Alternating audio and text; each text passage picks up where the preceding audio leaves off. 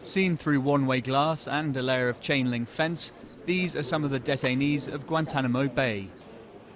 In communal areas like this, the more compliant of the 154 prisoners here are allowed to socialise.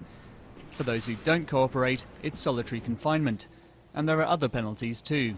In front of you is our basic issue items. On the top is what we offer our compliant detainees.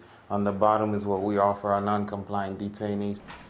Well-behaved prisoners get more books, snacks and clothing options. Those who've broken the rules within the last 30 days have reduced privileges and are made to wear orange jumpsuits. Signs of non-compliance are clear to see. Bodily fluids stain the ceiling where prisoners tried throwing them at guards. The guard force say they deal with such acts professionally and are keen to point out how much conditions have improved over the years.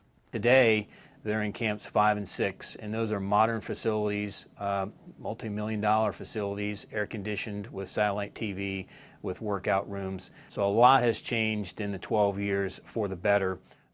The man at the interface between prisoners and the Pentagon is called Zach.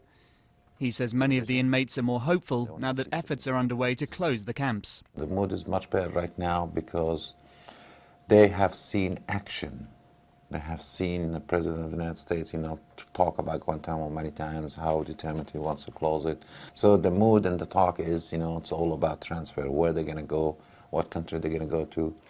Nevertheless, there are those who still put up resistance in one of the few ways they can, by refusing food.